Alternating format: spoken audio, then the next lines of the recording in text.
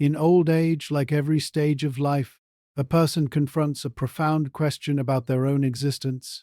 How can one preserve self-awareness when relationships fade and familiar supports slowly vanish? This question does not arise without cause. It emerges as time shows its relentless force, and those who once seemed indispensable gradually leave our lives. Yet it is precisely in this critical moment that Kant's reflections on moral autonomy, freedom, and the inner lawgiver become especially meaningful.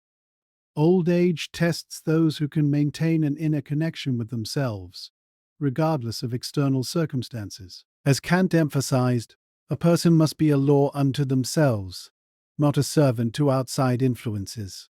In youth, we often overlook this because our happiness depends on others, family, friends, partners. But in old age, that dependence begins to dissolve. It may not reveal every connection, but it shows which ones are truly valuable and which are mere illusions. This clarity comes when children leave home, friends drift apart, and spouses grow distant. Those once seen as supports often prove to be temporary companions. As Kant stated, the only true support is one's own moral strength. In other words, in old age, we must learn to rely not on what is fleeting, but on what endures within us. Kant calls this the autonomy of the mind, the human capacity to act according to an inner moral law, independent of external circumstances. This leads to the four pillars that form the foundation of life in old age. The first is the ability to be alone without feeling lonely or miserable. Kant viewed being alone not as mere isolation, but as a necessary condition for inner freedom. He emphasized, man must learn to live within himself, for the external world cannot grant true happiness. As we grow older and external relationships fade, it becomes essential to build an inner connection with ourselves. Without learning to be alone, life becomes an empty space filled only with chaos. Those who cannot find peace in their own presence grow dependent on others, and life loses its meaning because it is not guided by an inner principle.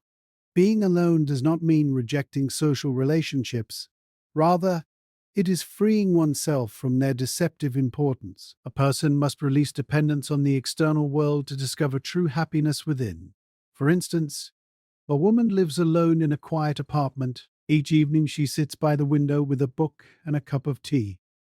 She does not escape solitude. Instead, she fills it with meaning. This, as Kant emphasized, is true freedom.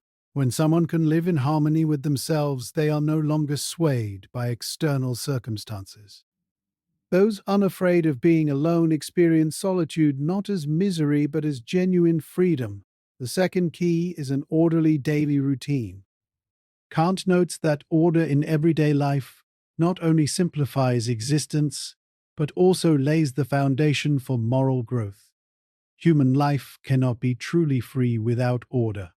This is particularly important in old age, as the chaos of the external world can disturb inner peace.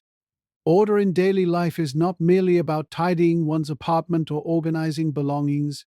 It is primarily about creating inner order, the foundation of moral principles. By ordering their surroundings, a person also organizes their mind. A tidy home reflects a pure soul. Consider this example. A woman lives in an apartment with 3 wardrobes filled with unnecessary items, old clothes, a broken ceiling light, keepsakes she cannot part with. Kant writes, attachment to the past, frozen in things, becomes a burden that hinders progress into the future. In old age, when time no longer allows for correcting past mistakes, it is vital to let go of the past to preserve energy for the present. Kant emphasized that purity is essential for the development of freedom. Those who cannot organize their daily life cannot cultivate inner freedom either. Thus, order in everyday life is the first step toward following the moral law. The third pillar is indifference to the judgment of others. Kant explains that true freedom is acting independently of others' opinions. Freedom is the ability to act according to one's own inner law, not to seek others' approval. In old age, as external ties weaken and the body loses strength, one must accept that others may not understand them, and that their life may no longer align with others' standards. Those who learn to disregard these judgments gain freedom. Kant writes, "One must learn to say no to the opinions of others in order to preserve one's moral integrity." For example, a neighbor argues with his wife every evening but claims to be happy.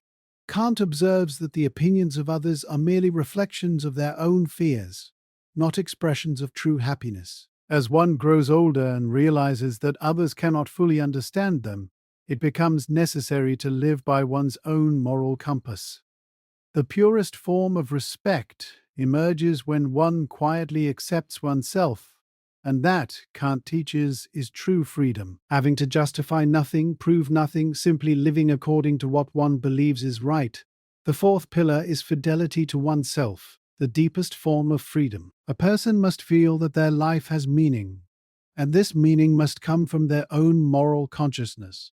As one ages and others may no longer rely on them, it becomes even more important to preserve the sense that one's existence still matters. This is not about money, praise, or recognition, but about the inner feeling that each day counts. Kant said the meaning of life does not lie in living with others, but in living with oneself. For example, a woman put on lipstick every morning even though she knew no one would visit her. She made herself coffee just to enjoy the scent of the morning. Sometimes she read poems to her cat. These may seem trivial, but such small acts gave her life reality and depth. Some people grow tomatoes on their balcony not for the harvest, but for the care involved. Others do gymnastics in the morning to keep their bodies flexible. Still others jot down thoughts in a small notebook so that the day does not pass unnoticed. Doing something for oneself creates rhythm, and the day loses its emptiness. If a person does not feel important or recognize their own value, their life becomes hollow. As long as someone finds no meaning in their existence, they remain trapped in insignificance.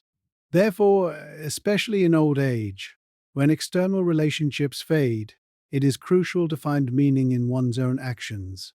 For Kant, as for every philosopher seeking to understand the essence of human life, the focus was never only on the external, but above all on inner freedom. Old age is the moment when a person, confronted with the fading of external bonds, can cultivate a stronger inner freedom. Herein lies the true power of aging.